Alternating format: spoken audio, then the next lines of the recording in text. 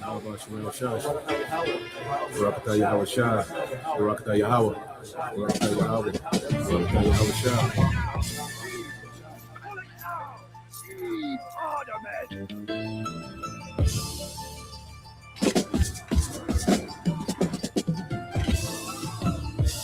And the sons of strangers shall build up thy walls, and their kings shall minister unto thee.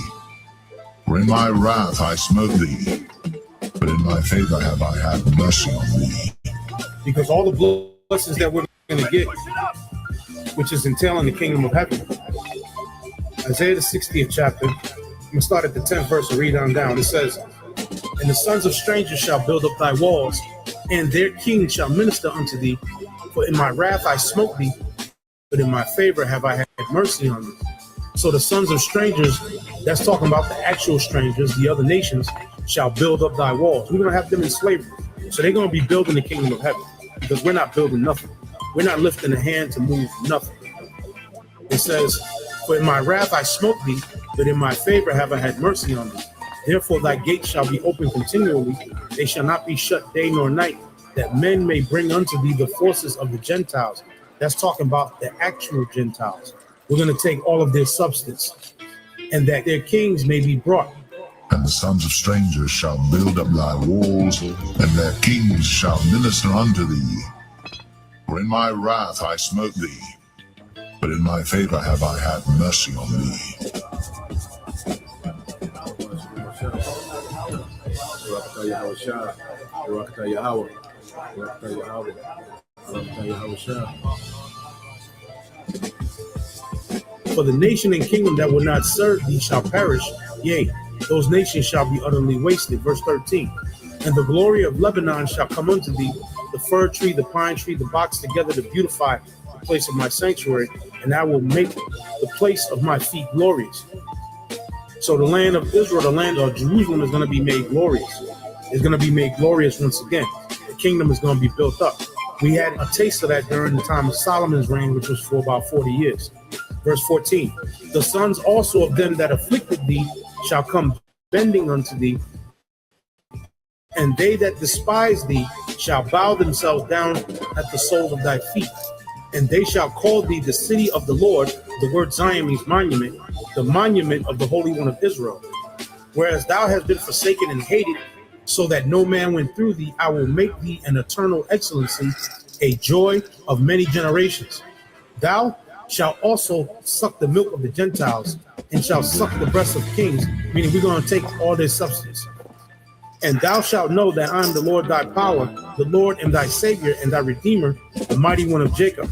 For brass I will bring thee gold, and for iron I will bring thee silver, and for wood brass, and for stones iron. And I will make thy officers peace, and thine exactors righteousness. Violence shall no more be heard in thy land, wasting nor destruction within thy borders, but thou shalt call thy walls salvation, and thy gates praise. The sun shall no more thy light by day, neither for brightness shall the moon give light unto thee, but the Lord shall be unto thee an everlasting light, and the power thy glory. The sun shall no more go down, meaning our kingdom is not going to go down. In other words, once we get back in power, we're going to be in power forever. The sun is never going to go down on our kingdom again. The sun is never going to set on our kingdom. We're going to always shine, and we're going to always be in that glory once we get into the kingdom of heaven. There's no more going back into slavery under the other nations. Esau's not going to rise back up and put us in captivity. Ham, Japheth, Ishmael, none of the other nations are going to rise up and take us down ever again. When we get on top this time, we're going to remain on top. Neither shall thy moon withdraw itself, for the Lord shall be thine everlasting light, and the days of thy mourning shall be ended. So no more mourning, no more crying, no more vexation of spirit, no more weeping, no more hopelessness because of the condition that we're in as Israelites right now. Verse 21, thy people also shall be all righteous, they shall inherit the land forever. The branch of my planting, the work of my hands, that I may be glorified. Verse 22, a little one shall become 1,000. This is in the kingdom. So what is this talking about? We're going to have sex. Again, like I said, the 2/3 that are going to pass in this destruction The 2/3 are going to come back through the 1/3 that make it. The Lord said, 2/3 shall be cut off and die, and the third will I bring through the fire. It says, a little one shall become 1,000, and a small one a strong nation. I, the Lord, will hasten it in his time.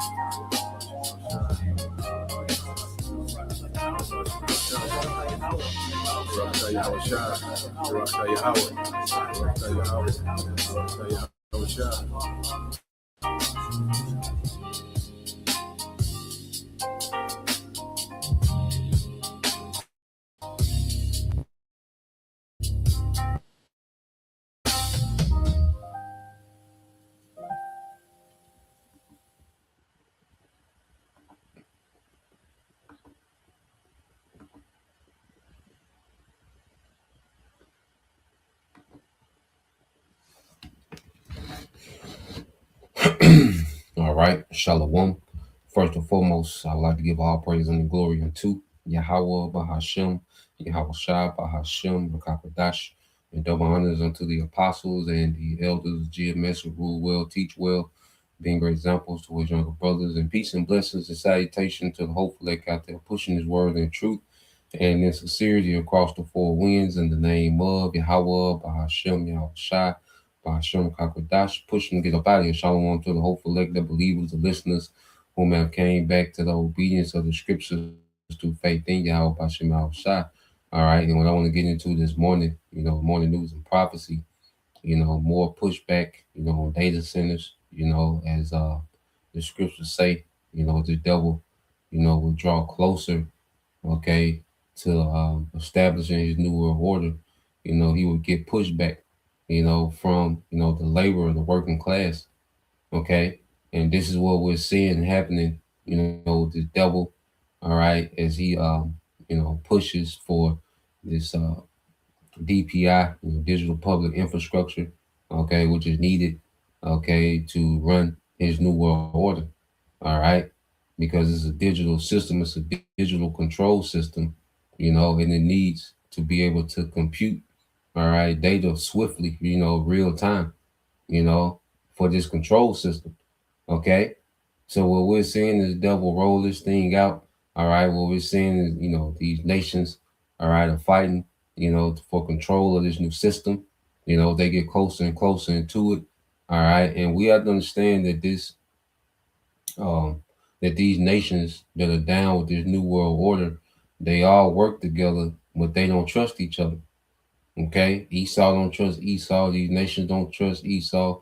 These nations don't trust the other nation. There's a lot of, distrust, all right, within this global, all right, world order that these devils are trying to establish. And this is why we'll see, they're constantly fighting, okay, and ultimately it's going to lead, all right, to all out war, okay, amongst multiple nations at one time, okay. So we're going to constantly see these wars, okay, and these conflicts escalate, all right, as they get closer and closer to establishing, all right, this control system, okay, because this new world order is all about a system of control, all right, and that's why we see these nations scrambling, okay, for resources, okay, because whoever has, control of the resources, all right, is going to be in the power seat of this new control system that they plan on rolling out. Okay.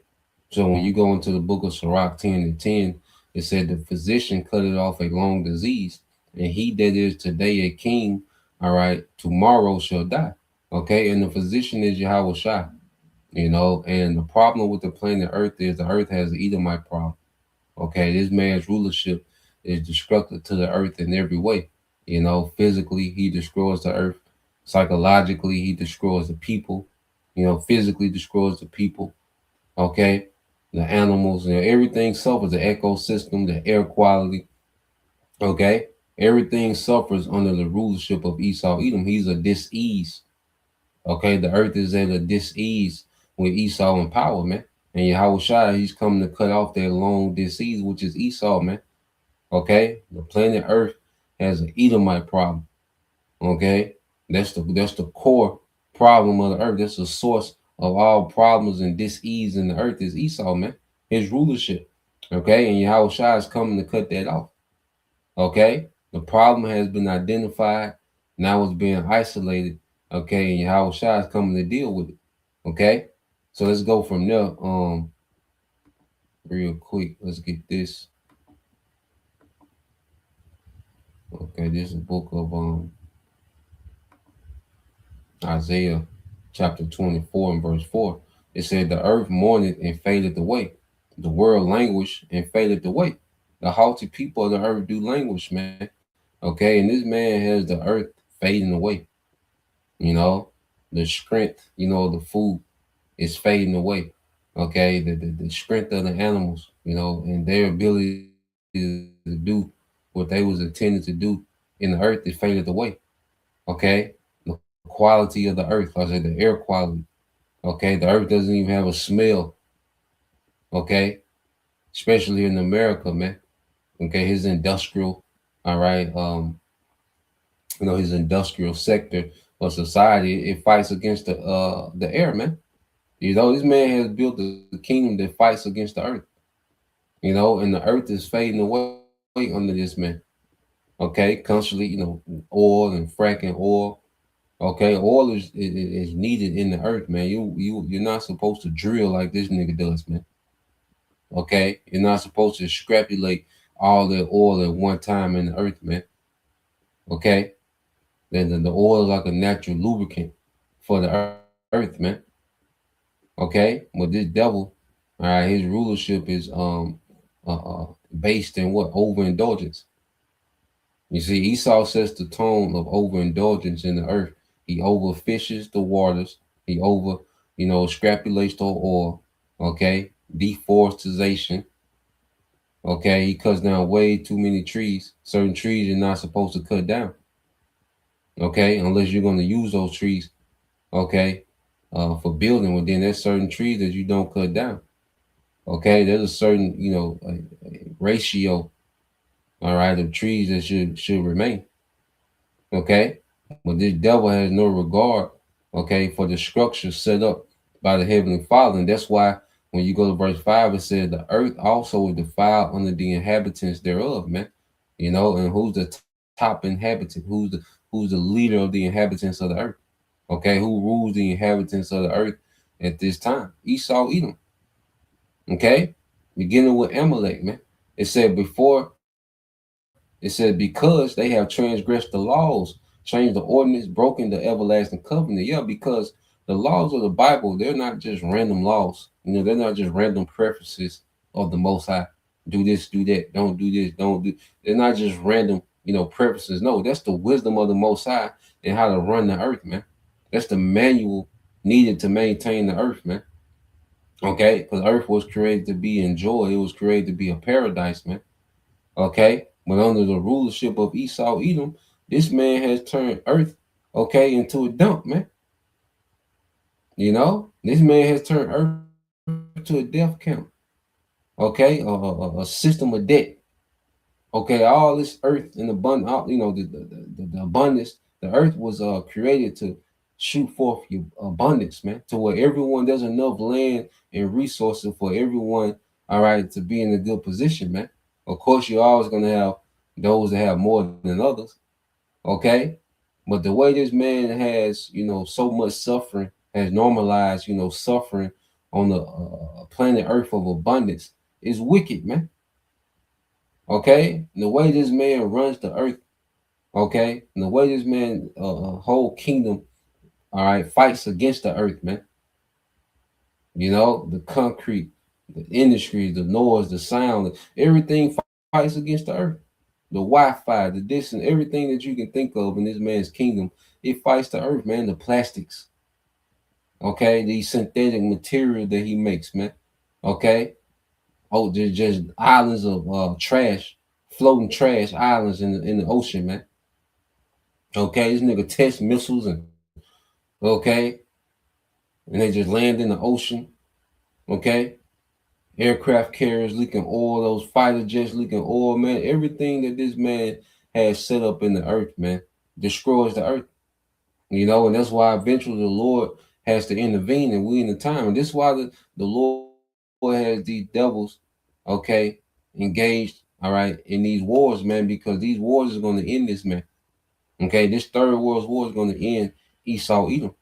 Okay, because the Lord has to intervene, or the scriptures say, or the book of Matthew, chapter 24. The Heavenly Father got to intervene with this nigga, man. This Matthew 24 and 20. I started 21 said, "For there shall be great tribulation, such as was not since the beginning of the world to this time, no, nor ever shall be, man." And we're in a time of great tribulation, because as this devil, attempts to bring in his new world order, his global reset, it's going to be through a lot of death, a lot of chaos. Okay, it's going to be world war, so it's going to be a lot of carnage. It's going to be a time of famine like never before. All right, it's going to be the worst famine the earth has ever seen, the worst war the earth has ever seen. Okay, the worst confusion, and you see, we got the teeth of wild beasts, and the Heavenly Father. All right, He's going to cause these times to come to pass. Esau was just a tool in the Lord's tool belt to bring about, all right, tribulation in the end. Okay, and then there's thing that's going to be happening that's beyond Esau. Okay, because the Lord, this the Lord's judgment, man. Okay, it's not Esau's judgment that's coming to the earth. It's the Lord's judgment, man. And Esau is going to be a tool, okay, of judgment by the Most High. Okay, because he's going to be judged, man. Okay, but that time is at hand of great tribulation. All right, and things are going to continue to get worse, especially as these devils, all right, know what they have but a short time. Okay, because these devils got to go on what they move. Verse 22 says, and except those days should be shortened, there should no flesh be saved, man. And if the Lord was to allow this devil, to continue to try to establish his new world order, man, no flesh should be saved. And as we get closer and closer, all right, as we see the devil rolling this thing out more and more, we see, man, this is very destructive what this devil is doing, man. Okay, this is extremely destructive to people, to the earth, all right, to the animals, to the environment. What this devil is trying to do. Okay, and we see that this devil don't got this thing figured out, man. Okay, he throwing this shit together, man. All right, and it's tacky and it's destructive. Okay, but no flesh will be saved of the Most High. All right, just sit back and let this devil attempt to do this and instigate wars and try to do this and try to do that and all right, try to set up all these goddamn data centers everywhere. Okay, this man will just destroy. He will make the earth uninhabitable, man. Okay, this devil will turn the earth to a bando. You see, it says, but for the elect's sake, those days shall be shortened. Okay, and for the sake of the elect, all right, because the elect represents the next rulership, the elect of Israel. Okay, and under Yahushua, that's going to be the next rulership, man. Okay, the government is going to establish righteousness in the earth, man, order in the earth, man. Okay, the earth is going to yield forth its strength under the true, all right, and rightful rulers, man, beginning with Yahushua. Okay, but right now, man, the earth is in a decaying state. People are in a decayed state. Okay, and this devil, he still has his foot on the gas, man. Okay, to bring more decay. All right, and we have to understand that this devil, all right, was given power to do what? Take peace from the earth. Okay, this is part of this devil's agenda. This is what he was created to do. Okay, so anyone, people are still and people think that they can vote, all right, and make a change. Okay, people thinking, okay, we just tried this system. Well, why about we do this? How about we do that? It's how about we lower the taxes. Okay, let's say the tariffs, we tariff and all these different random suggestions. The problem is Esau is in power. Okay, this is the problem, man. Okay, the man of sin is in power, is in rulership. Okay, and he was given a certain task, Revelation 6 and 4, and there went out another horse that was red. and power was given unto him, which is Esau, to sit there on to take peace from the earth. Okay, so a part of this devil's agenda is to take peace from the earth, man. Okay, so no matter what system you try to give this nigga, it will all result in him taking peace from the earth. Okay, that's what he's wired to do, and it's going to be the judgment of the heavenly Father. Okay, that's going to remove this man from power. Okay, and this war, all right, that this devil has instigated to do a global reset. Well, this same war is going to remove this nigga from power, man. Okay, because it's going to escalate to nuclear and the return of Yahweh Shai. You see, it says, and that they should kill one another, and there was given unto him a great sword, you know? And with this sword, what has this man done with this sword, man? Okay, terrorize the earth. And every time they get to a certain point, all right, they terrorize each other with the sword, man. You see, they do it every time. All right, from the Greeks to the Romans to the Renaissance period. When these devils reach a certain point, when they reach a certain level of power, they always they start off terrorizing the earth, and then after they get to a certain point, a certain level of power, they terrorize each other, man. And this is where we at now. Okay, we're in the part of the story where these devils getting ready to terrorize. All right, getting ready to terrorize each other, man. All right, that's why you see this infight. Okay, well, let's go here real quick. We'll get into that. Well, let's go here with this with the data center. All right, because more people are fighting back. You know, because these data centers are just terrorizing, you know, people and environments, man. Okay, so let's play this. All right, you're seeing an uptick, you know, on people, you know, trying to be proactive. Okay, once they get, you know, word that the data center is coming, man, you got people now running down to these town halls and these, you know, these city council meetings. Okay, and they're beginning to do to push back. Okay, with this prophecy, you know, every hand of the wicked, all right, which goes into our mall, which is the worker or the labor, shall be upon him, man. Okay, let's play this. They canceled it! Say what? They canceled it!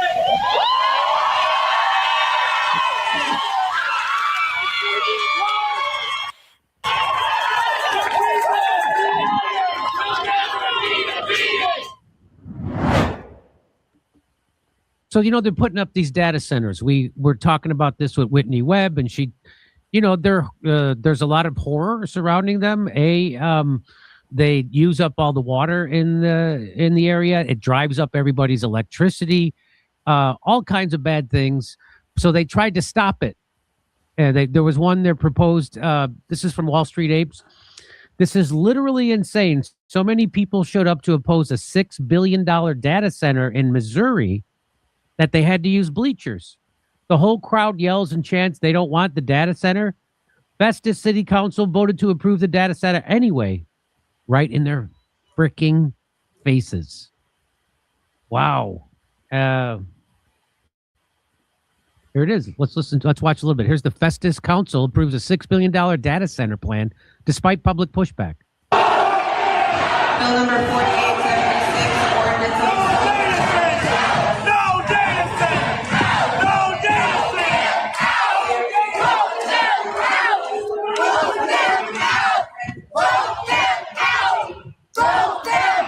So CRG, the data center arm of area developer Clayco, hopes to build the data center on roughly 360 acres north of Highway 67, and they're all chanting, vote them out. Okay. And they did it. They approved it anyway, right in their face. They don't care. Yeah, because the least don't care, all right, about the masses of people. And see, your government, okay, you Americans don't have a government, okay? You Americans have absolutely no government, okay, that does anything for you, man. Your government does the bidding of the elites, all right, from the city officials all the way up, all right, to the federal, all right, the state and federal level. Okay, and if there's any kickback amongst the state or federal level, man, they out of there, man. Okay, America has been completely taken over by the corporations. Okay, which do the bidding of the elites, man. Okay, so what you Americans want don't matter. Okay, your vote don't matter. Okay, no matter who you vote for, the midterms, you got people talking about the midterm. None of that's going to matter, man. You're living in the transition to a technocracy, man. Okay, so that illusion, okay, of a republic or a democracy.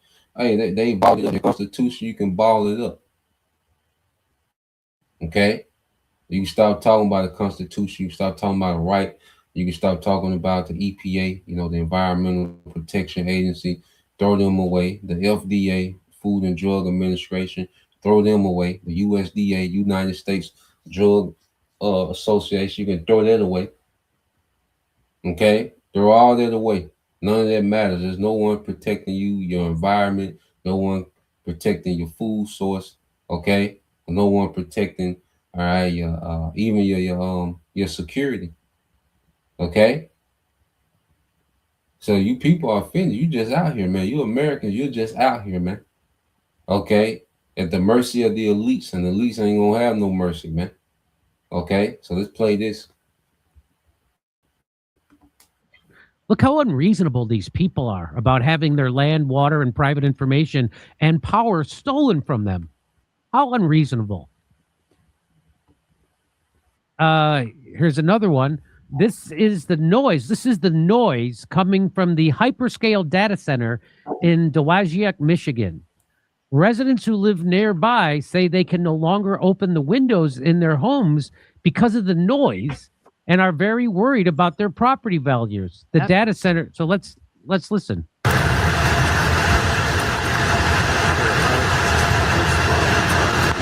my God.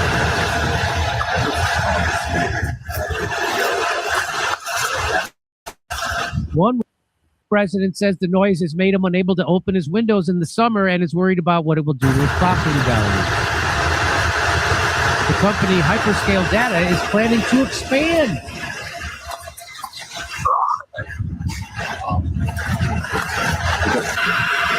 In the summertime, like I said, we like to have our windows open, and it's hard to when you're listening to that all the time. Yeah, I'd worry about that, the property values, because who's going to want to, if we want to resell the house, who's going to want to buy the house with that noise? No one's going to want to buy it. They'll be like, no, we ain't moving there. I mean, and we liked it here. We've been here since 09, and we loved it here. But now, I don't know. It's not the quiet country city living that we've been used to. Has it done anything good for the city, do you think? Having that here? If it has, I don't know where. I couldn't tell you where. All I know is I don't even know for sure. They painted it at one time, and then they changed it up, and they did that. And they put the screens up there, and they just make a noise of it. There's just too much noise. Can you imagine living next door to that? Can you imagine that? You got a house, all of a sudden they do that to your neighborhood? I guess you don't have to imagine it. It happened. That makes me sick. Here is a massive 18 million square foot data center is being planned north of Amarillo, Texas, along with a nuclear power plant to power it. Cotton Farmer says the Texas Panhandle is the largest U.S. cotton producing region, and water needs of the data center is going to wipe out the cotton industry. Many residents in the area rely on well water, to which will be also likely wiped out. The initial agreement with the city of Amarillo supplies 2.5 million gallons per day from municipal sources under a 20-year contract. They can use 912.5 million gallons of water per year. That's a billion gallons of water per year. This will be devastating to the people who live there and rely on the water. No kidding. Well, maybe if they use the Flint, Michigan water, it will poison the company and it'll drop dead. How about that? Here's a Cotton Farmer. For anybody in the Texas Panhandle, you might want to pay attention to this one. I don't know how many of y'all have heard about Project Matador.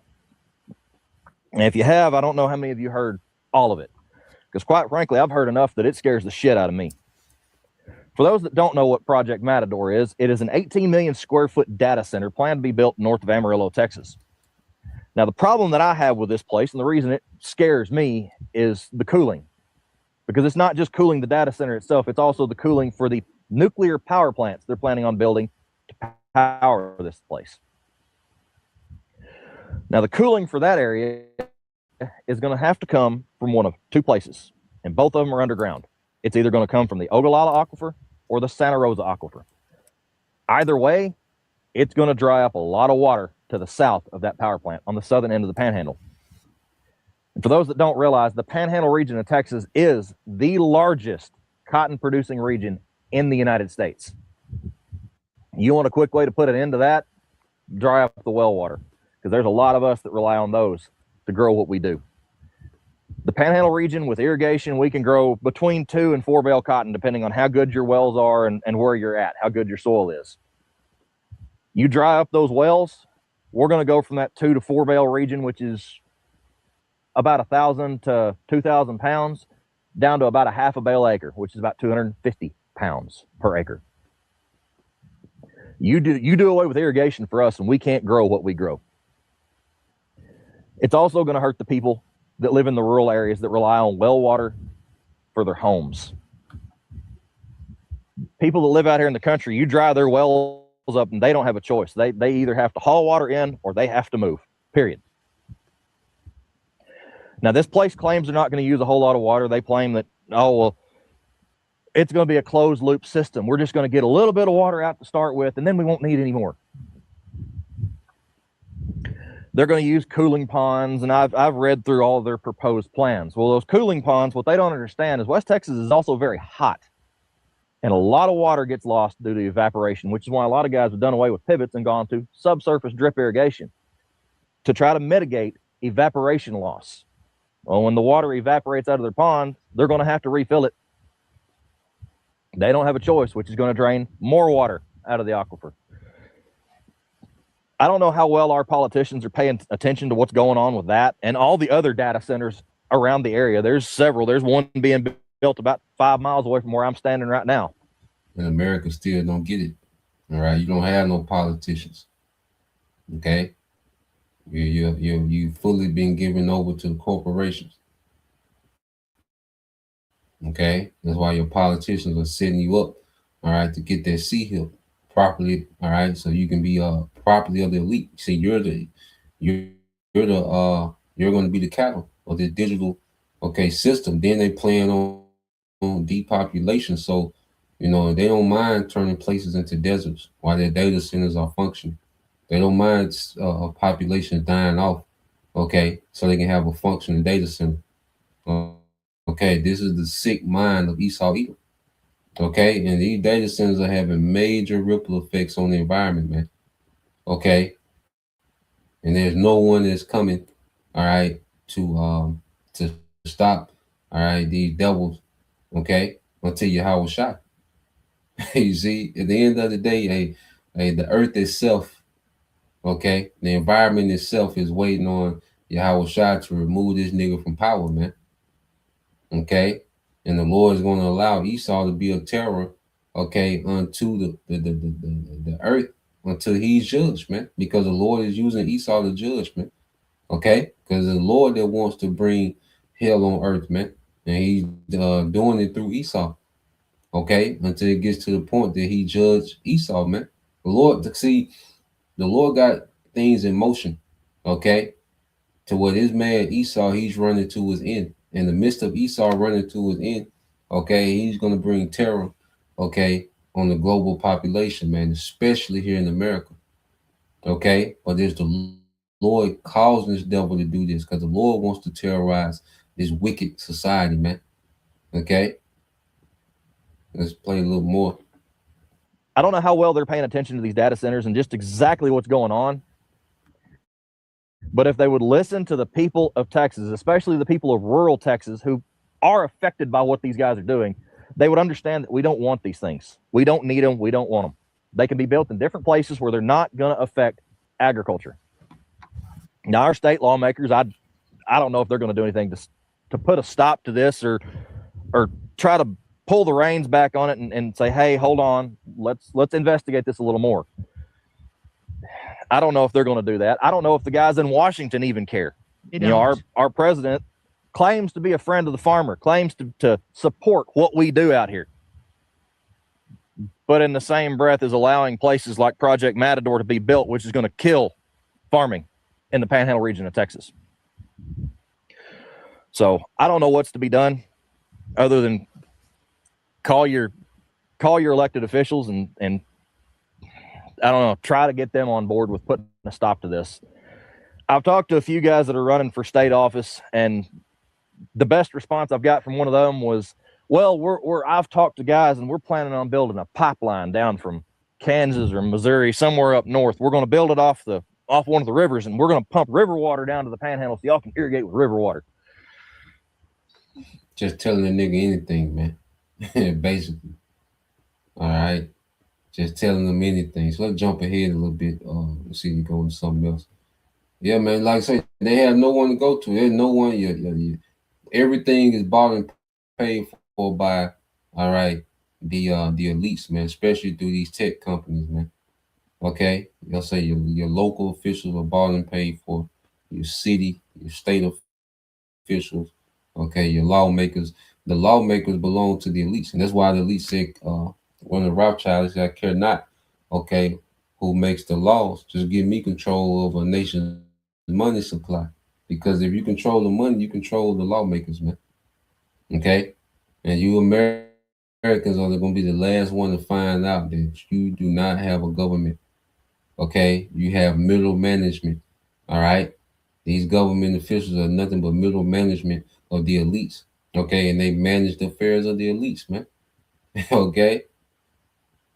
If brother want to post that real quick, what's that, Ciroc 10 and 3 barbershop, you know, but brother can post that Ciroc 10 and 3. Okay.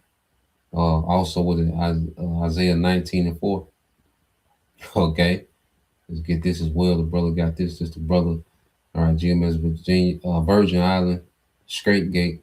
All right. Job 20 and 22. It says, in the fullness of his sufficiency, he shall be in straits. Every hand of the wicked shall come upon him, man. You know? And now you have, you know, a movement that's growing that people are pushing back.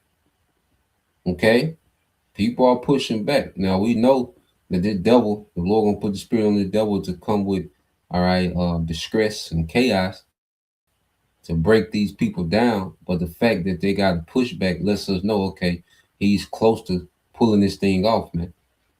You know, he's close to pushing, all right, and establishing this new world order because he's getting this kickback. And we know data centers, okay, are, all right, the brains of this new world order. Okay, the brains and the veins of this new world order system. Okay. And now, you know, the people are finding out how destructive they are. You know, you have real reports, you know, like the noise pollution, you know, people are having strokes. Okay. People are having seizures that never had seizures before. As these data centers move in, the air quality, you know, has become hazardous.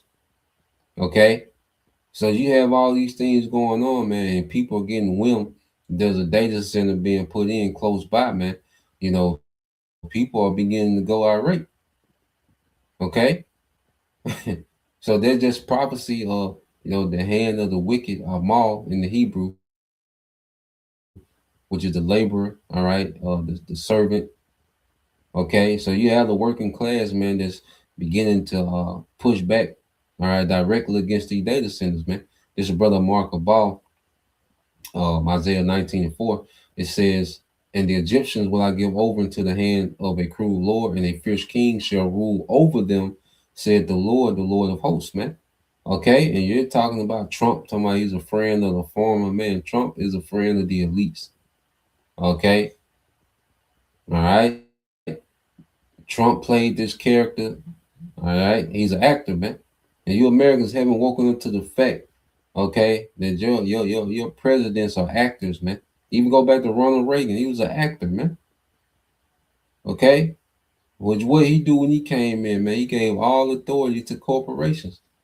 Okay, Trump is like a Reagan 2.0, man. Study Reagan. Okay, actor. Okay, make America great again. It comes from Reagan. Trump, an actor, make America great again. Same thing, man. Because they bank on the stupidity of you Americans, man. Okay, you're so saturated with convenience and entertainment. Okay, and you don't have a clue how your government works, man. And you don't have a clue that your government been stopped giving a damn. Okay, so now you got a cruel lord that's doing the bidding of the elites. Okay, this is a Mark of Ball, Sirach 10:3. It says, an unwise king destroyeth his people. Okay, and Esau Edom is that unwise king. Okay, he's that unwise king, man. All right, look at what he's doing to the people that he's ruling over, man. Okay, what type of king will have a depopulation agenda against his people, against people that he's ruling over? Okay, as a king, you should want your population to flourish, your subjects to flourish. Okay, but Esau was so wicked, and remember, he was given the authority was to take peace from the earth. Okay, so this is an unwise king that destroyed his people. We're watching in real time. Okay, everything that this man does destroys, man. Okay, it has a ripple effect of death and destruction. Okay, and people suffer, man. This man has turned, all right, the earth into a death camp. Okay, it says, an unwise king destroyed his people. All right, but through the prudence of them which are in authority, the city shall be inhabited, and that's going to be under the right authority of the elect of Israel. All right, beginning with Yahushua. Okay, and Yahushua, his kingdom is going to bring life back to the earth. Now these heathens are going to be punished. Okay, they're going to be punished. They're going to be chastised in righteousness. And Esau, he's going to be done away with. You know, he serves no purpose after the 1,000 years of captivity. Esau absolutely served no purpose to exist. Okay, he's going to be out of there, man. All right, so let's play a little more of this, and then we'll segue to something else. So let's see. For them. The New Brunswick, New Jersey City Council voted. Wow, we've done comedy in New Brunswick. New Jersey City Council voted Wednesday to cancel plans. What's the date on this? This is from February 19th. To construct an artificial intelligence data center and instead build a new public park where the 27,000 square foot facility would have gone. Artificial intelligence data centers, which house the servers and other infrastructure needed to train and power AI models, have major environmental and climate impacts as they consume massive amounts of electricity and water, as well as rare earth metals and other resources. So, according to the New Brunswick Patch, hundreds of people packed into Wednesday evening City Hall meeting to voice concerns that the proposed data center would send their electricity and water bills skyrocketing and that the facility would harm the environment. Many people did not want this in their neighborhood, New Brunswick NAACP President Bruce Morgan said during the council meeting. We don't want these kinds of centers that's going to take resources from the community. The site of the next data center, 100 Jersey Avenue, is already slated for development, including 600 new apartments, 10% of which will be affordable housing units and warehouses for startups and other small businesses. Now, thanks to Wednesday's vote, a park is on the agenda too. This is great news. No data center, New Brunswick resident Ann Norris told Patch. My kids went through the public school system. We didn't pay for lunch because we have so many families under the poverty line, Norris said, before taking aim at what she said was the dearth of affordable housing approved for the site. Given the economic status of the people who live in New Brunswick, I don't think 10% is really sufficient. Yeah, so you got these people now, just to show you that there is a awakening, with these data centers, man. That's the new movement, okay, amongst a lot of these locals, because they're hearing the horror stories of these data centers in these other towns. Now let's go here. Let's segue here. All right, because it's all about a control system, and this war is linked to them trying to establish, all right, this control system. Okay. Now when you go here, and then we'll segue to the few things that happened with the war. All right. Let's see. Here we go. Yeah, so let's go here. All right, because this war is them devils. You know, it's them fighting. For who's going to control the new control system, and also tie up certain loose ends. And Iran is a loose end that needs to be tied up. Okay, they need Iran to come in fully. Okay, so they've engaged in this war with Iran, which they tried to bully them. That didn't work. Okay, now they got to finesse them. All right, you best believe all this help. All right, that Russia and China is doing for Iran. Okay, it's all geared towards getting Iran fully on board with this new world order. And now that Iran has this potential, because in the eyes, you gotta look at these nations. Okay, with Iran, they want to be part of the global economy. Okay, and in order to be part of the global economy, you got to adapt to this system. So Iran is not going to be able to be the black sheep anymore. Okay, now they are, all right, kicking ass, with against Iran and against these small hats in America. Okay, and these nations, look at this, all right, and they're beginning to pivot. All right, these certain elites, these certain factions, that's behind this control system, certain elite factions. Okay, they're beginning to pivot, make new moves. Okay, but it's all still going towards the same control system that they agree upon. Okay, they all agree on the same control system. They all agree, all right, with a technocracy. Okay, but the thing is, it's a fight of who's going to control the system. Okay, so let's play this. Having you on, Kath, let's just dive right into the nitty gritty here. This crisis in the Strait of Hormuz.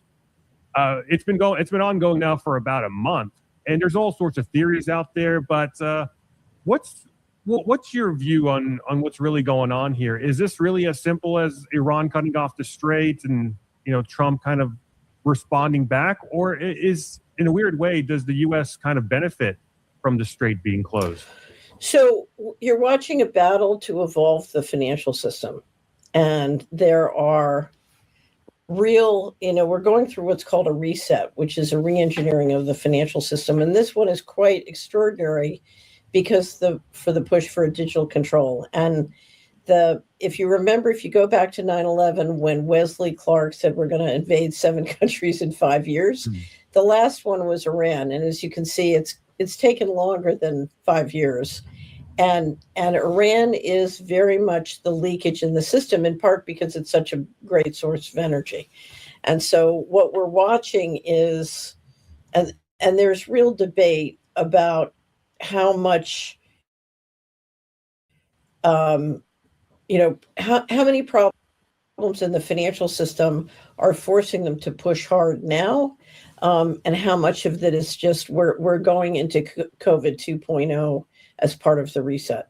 And your guess is as good as mine. But I think the people who run the financial system, or certainly the Western financial system, want to get through the next phase of building control, and they need to shut down the leakage that's happening through Iran. What leakage in particular? So Iran is not an integrated part of the Western financial system. It's not on SWIFT.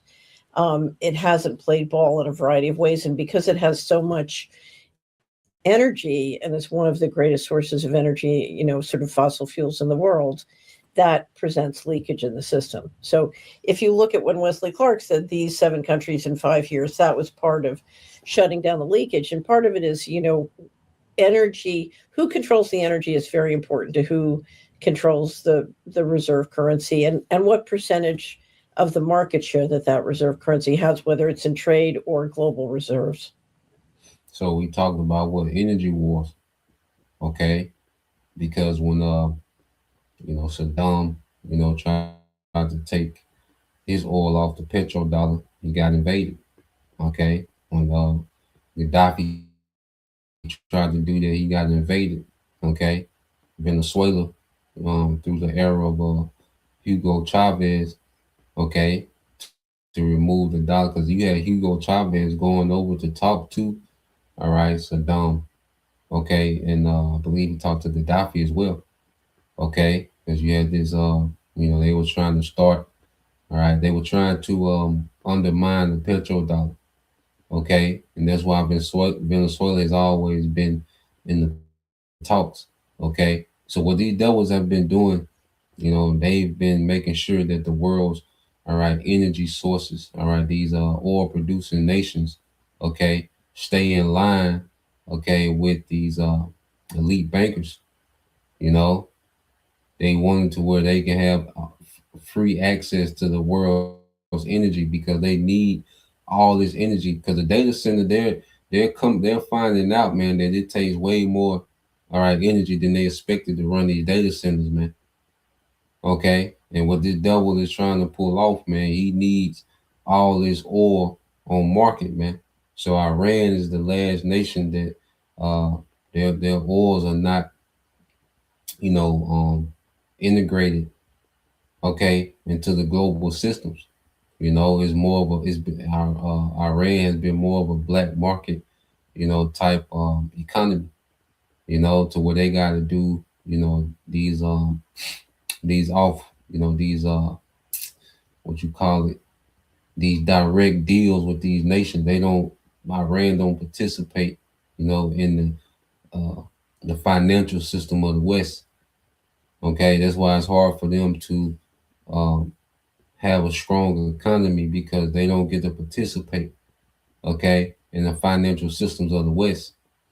Okay, so now it's like, okay, we got to get Iran fully on board, and that's why they was pushing so much for regime change, because with regime change, the people at the top, it'd be easy for them to just make, just to make adjustments, okay, and to hand over Iran's energy, okay, to the West, and that's what America was going there to attempt to do, okay, but it failed.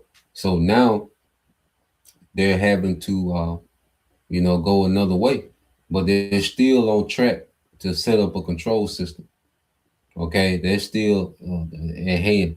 All right, so let's jump up a little bit. Okay, so it's interesting to see these things play out because guess what? The Lord is beginning, all right, to put scrapes in the devil's way, man.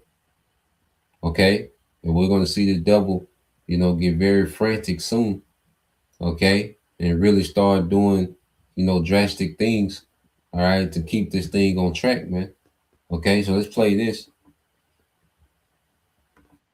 If you look at resources, if you look at the United States' position relative to many other countries, including its allies, its net position is much better than many other countries. So you can imagine, in the game of economic warfare, it has a real advantage if you're going to shut down energy, if you're going to shut down helium, if you're going to shut down the materials you need for fertilizer. But this is going to dramatically hurt small enterprise everywhere in the world. So I'll give you some numbers, some examples. The tourist business worldwide employs 1 out of 10 people globally. So you have 357 million people working in tourism globally. If you shut tourism and transportation down and do another COVID 2.0, Imagine the unemployment. At the same time, you're dramatically driving up food prices because of the shortages in fertilizer and missing the spring planting and other things. So we're talking about something that can convert into real, energy shortages that cascade into a global depression, severe global depression and famine. And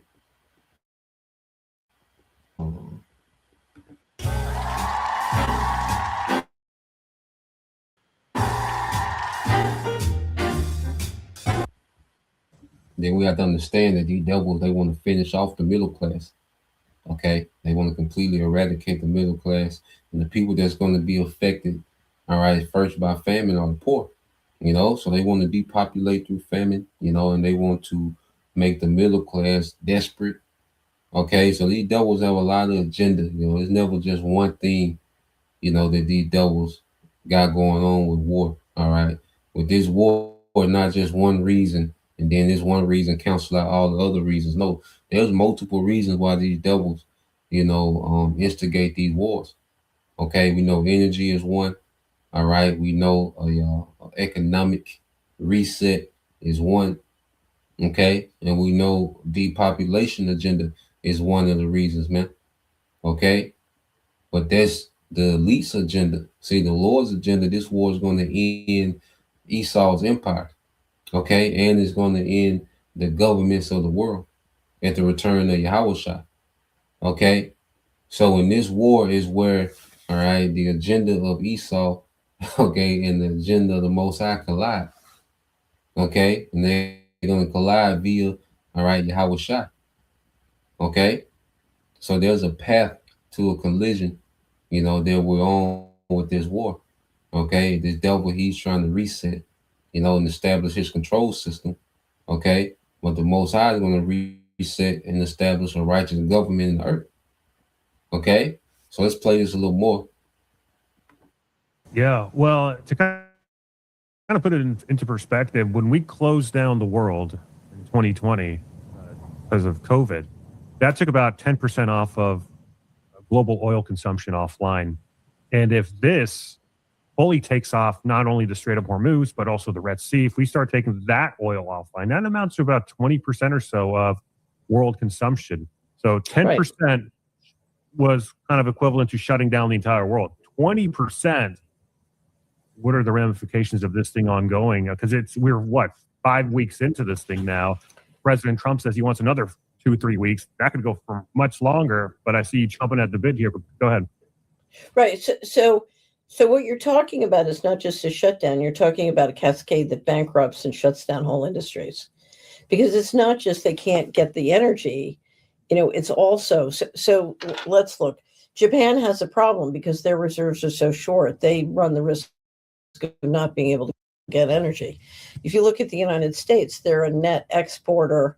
They got plenty of energy, but if you look at what it's going to do to prices, it's still going to be, you're still going to find lots of fishermen who can't afford to put diesel in their ship and fish at a cost-effective price. So, so a lot of people won't get shut down by absence of supply. They'll get shut down by price. So you're talking about setting off a real global depression, because lots of businesses will go bankrupt that don't need to. There's not an economic rationale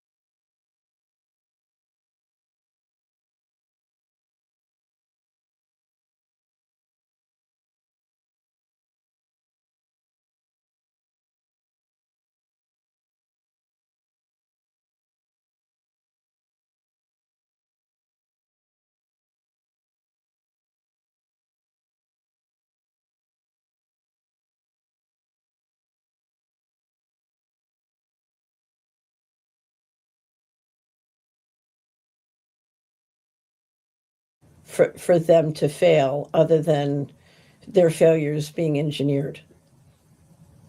It seems like, however, the hardest and first hit will most likely be South Asia and Africa, and then later on you've got Europe getting hit harder. Then America's kind of at the very end of it. We get kind of hit the least and the last. So I wouldn't think of this in terms of nation states. I would think of this in terms of food insecure populations, or populations who are living on the margin, who can't quickly build a resilient, self-sufficient life. So you have people living under very poor conditions, but they live on the land and they know how to support themselves on the land. If you come to the United States, very few people know anymore how to grow a garden. And if they're food insecure or living on the line, they're going to get thrown over. So they're not going to be able to make ends meet. So we could potentially see famine not just in global South, but also in the Western sphere of things? Right. And we're watching famine in the West now, particularly in the United States, where people are eating calories, but they're not eating nutrition. And you are seeing them physically decline steadily as a result of it. You know, it's sort of a high caloric famine. Mm.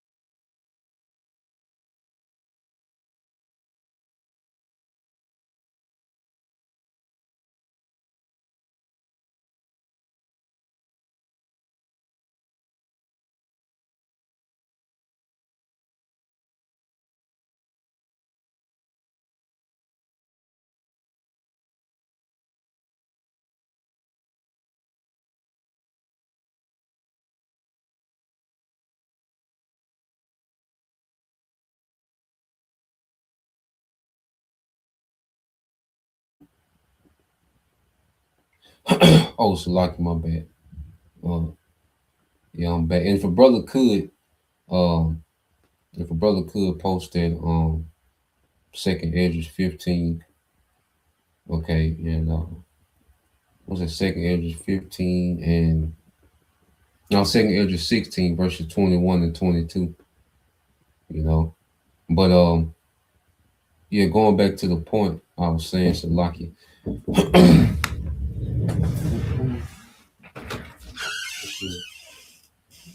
It should be back on. Yeah, y'all let me know if y'all can hear me now. Yeah, let me know if the volume came back. Oh.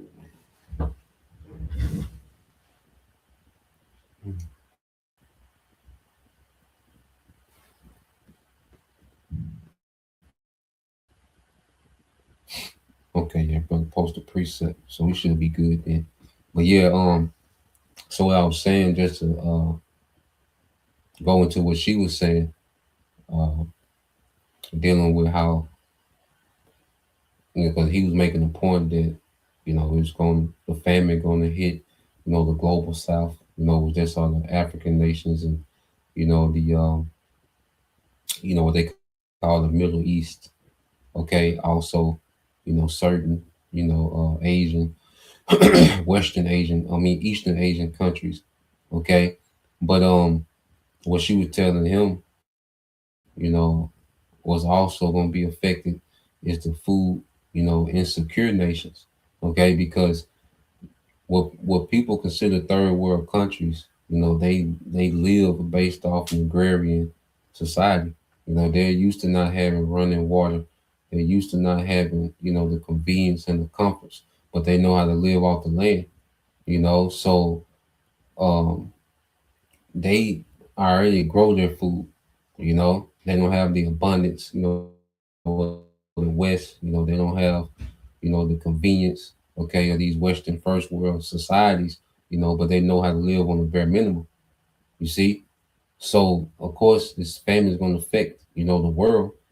All right, but it's going to have a major effect on these food insecure societies, especially America, where only 2% of Americans are farmers. Okay, and most people in America they depend on the grid being up and running for daily consumption.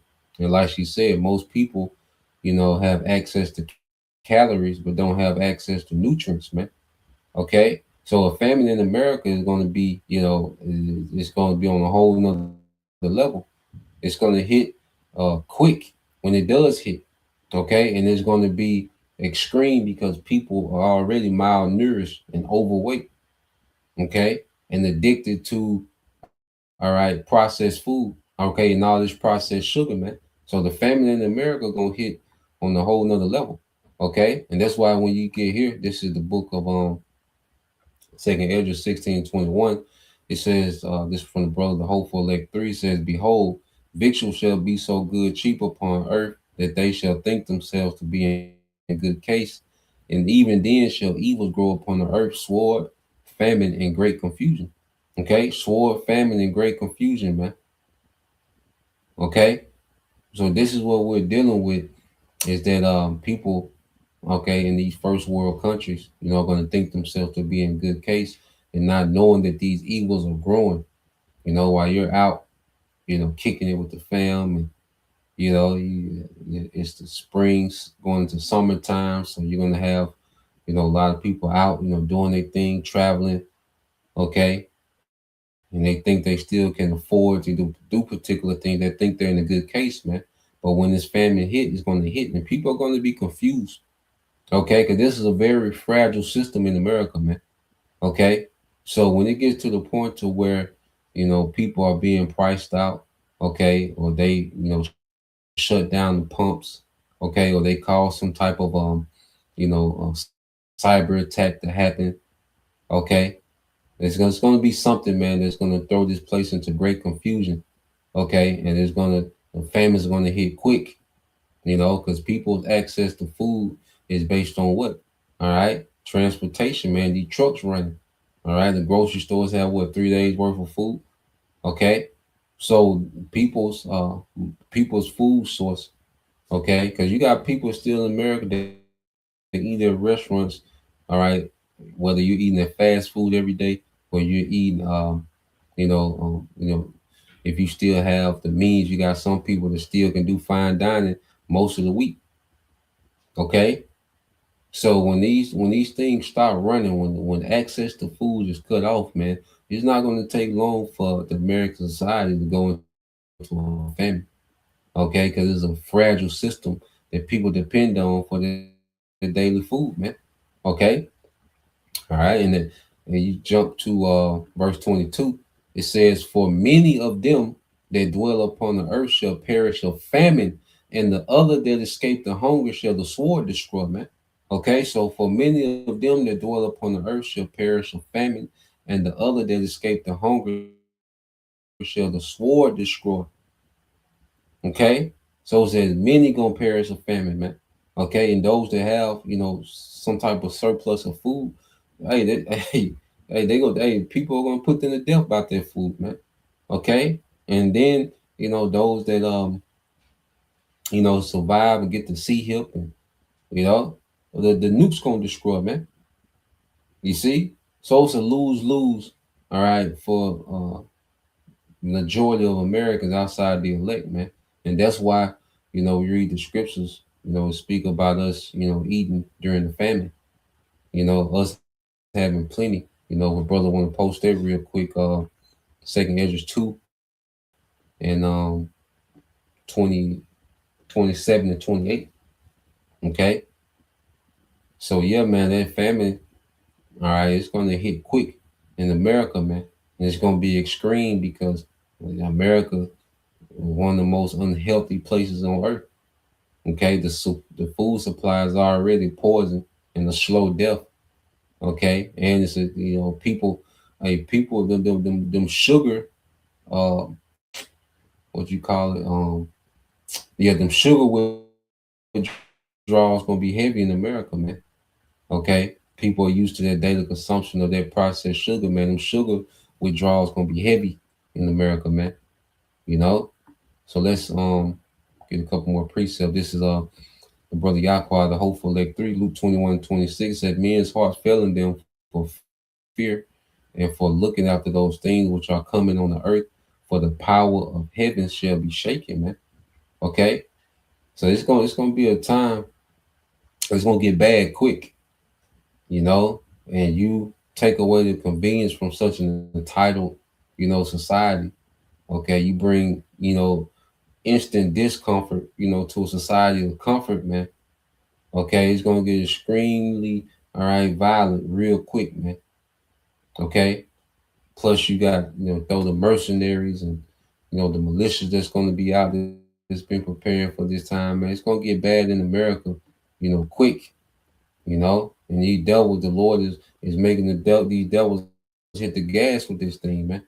Second Ezra 2:27, it said, be not worried, for when the day of trouble and heaviness cometh, others shall weep and be sorrowful, but thou shalt be merry and have abundance. Okay, it says, the heathen shall envy thee, but they shall be able to do nothing against thee, said the Lord. And that's a guarantee from our power, man, from Yahweh Bashem Al Shai. So we don't have to destroy ourselves trying to prep. You could do little things here and there, if you got, a little extra food, or grow food, there's nothing wrong with it. Okay. But we know that it's gonna be through miracles that we're gonna survive these times, man. Okay. And these people are finna suffer. Okay. The Lord is getting ready to starve. All right. A lot of people out. I want to say many shall die by famine. Okay. So we know what these devils are doing. All right. Is going to cause a famine. But ultimately, it's the Lord that wants this famine. All right. Come to pass, man. Okay. Remember, Esau is just a tool. So let's play a little bit more of this. I got to think one more clip. This is a pretty good interview. I agree with most of the things, a lot of the things that she say. Certain things, is anything it got, bones in it.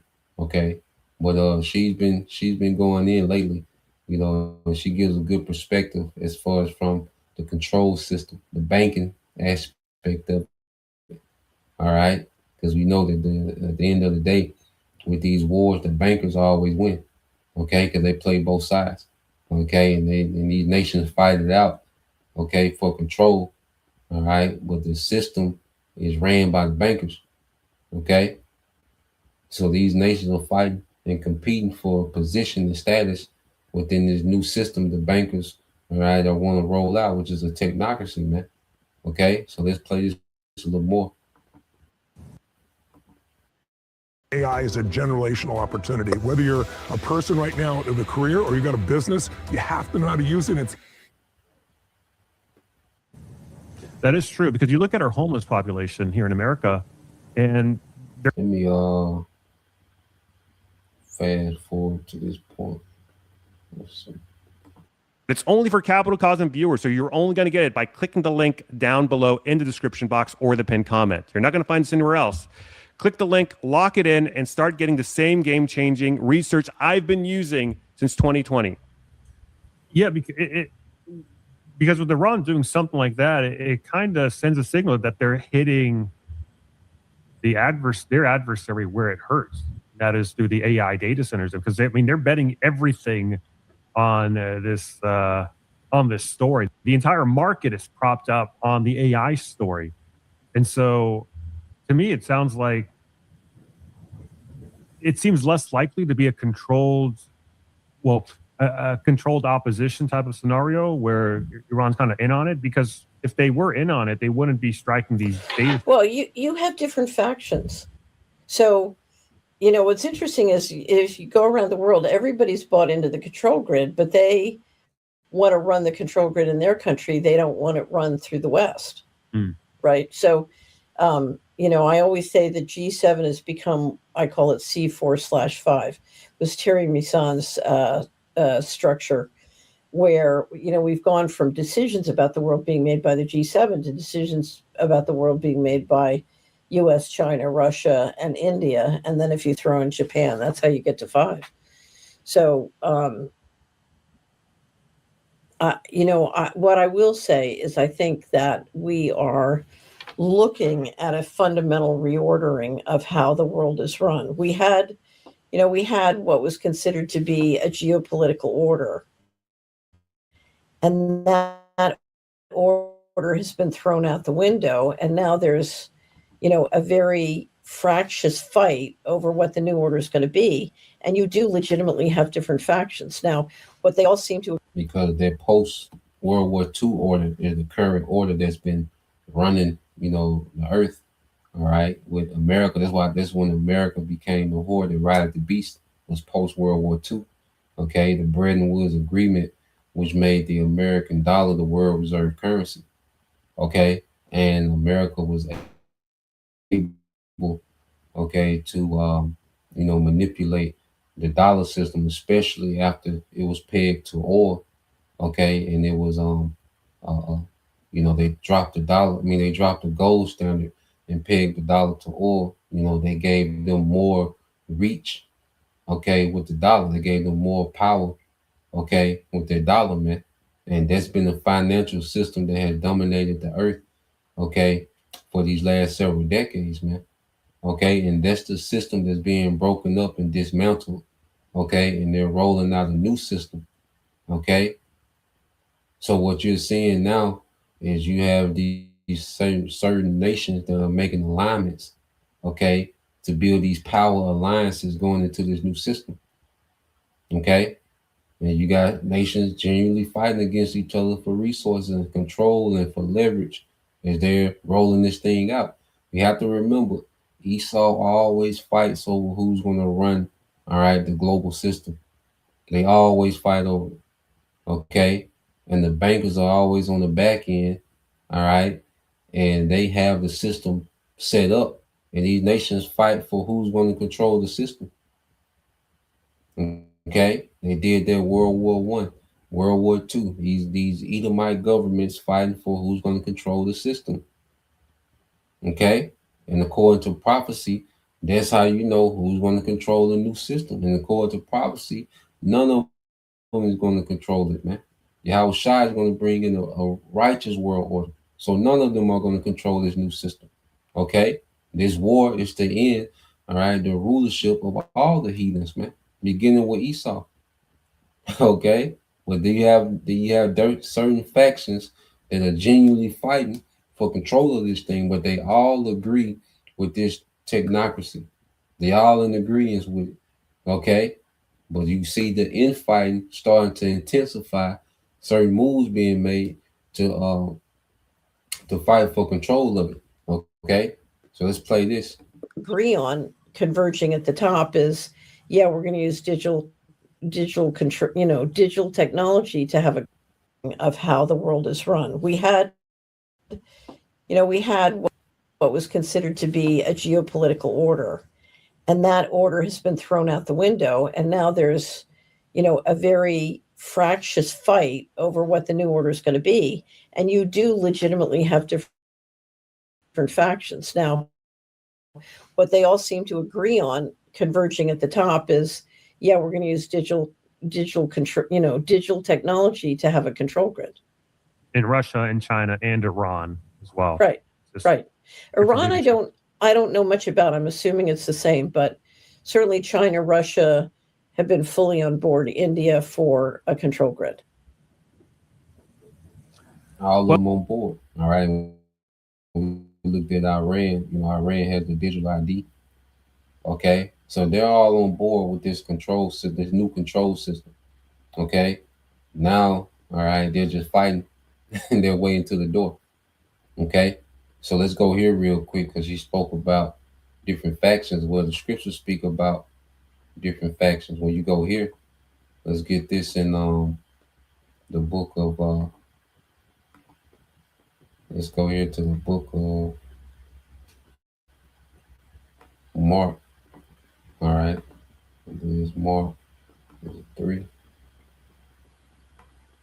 All right, this is the book of Mark, chapter 3, and verse.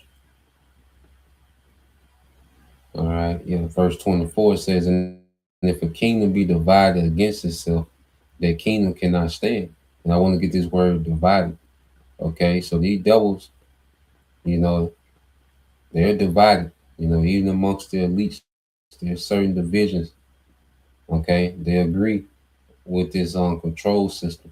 All right, they agree with the technocracy, the concept of, ruling a new government that's going to rule, okay, through technology, okay, through technocrats, okay. So when you go into this word divided, okay, and there's events happening. Remember, prophecy is the controlling the narrative, man. Okay, the elites don't have absolute control of how these things play out. Prophecy has absolute control of the narrative, man. And we're seeing all the alliances based on prophecy come together. Okay, the kings of the east. All right, the power being swung to the east and leaving the west, man. That's prophecy, man. Iran coming forth with great power. Okay, the dragons of Arabia, remembering their nature, man, beginning to get hostile with the West, man. So all these things are being dictated by prophecy, man. Okay, so everything that these devils are doing is just playing into prophecy. Okay, so you get this word divided. Strong's G 3307, merizo. Merizo. Yeah. It said to divide, to separate into parts, to cut into pieces, to divide into parties, i.e., to be split into factions. Okay, you got to remember that Esau don't have integrity. So it's not black and white with Esau. He deals with treachery, man. Okay, Esau, he always has, all these backdoor deals. Everybody, like I say, these nations, they work with each other, but they don't trust each other. Okay, there's not no, lock tight, system that they got. No, they got all type of deals against each other, deals with each other, double cross, triple cross. They work with each other, but they don't trust each other. Okay, so now we're starting to see the split of these factions as they begin to escalate in this war. You're starting to see these factions war against each other, man. Okay, and it's going to be the end of all of them. You see, so this devil, what he's trying to do is not going to stand. Okay, like I said, they don't have no integrity, man. Esau never had integrity, man. Okay, it says, and if a house be divided against itself, that house cannot stand. And if Satan rise up against himself and be divided, he cannot stand but have an end. And is this not the end of Esau? Okay, is this not his end? Okay, if a brother want to post that, Second Ezra 6 and 9. Okay, is this not this man's end? Okay, so this man is divided. Okay, not only just a Joe six pack that's divided, Democrat and Republic, but even on the level of the elites, man, there are different factions. Okay, there are different factions that's fighting for control of this system that they're rolling out, man. Okay, and they're all going to lose. All right, the rest of the heathen included. Okay, because it's a divided house, man. It's going to continue to escalate. Okay, and get worse and worse. So this is Revelation 11 and 14 said the second woe is past, and behold, the third woe or the third war coming quickly. Okay, so this third war has started. This is the beginning of it, and it's going to continue to escalate. All right, they're in the midst of a ceasefire. Okay, which we'll Rogers, I'll touch on that tomorrow, dealing with Trump talking about a blockade. Okay, we'll go into that, what that means, and Albert Rogers tomorrow. We'll touch on that. With Trump and this whole thing of a blockade and what that means, and how things could escalate quickly, depending on how this devil try to run it. All right, verse 15 says, and the seventh angel sounded, And there were great voices in heaven saying, the kingdoms of this world are become the kingdoms of our Lord and of his anointed, and he shall reign forever and ever. So the transfer of power is getting ready to transfer to Yahweh Shah. All authority in the earth is getting ready to be transferred to Yahweh Shah.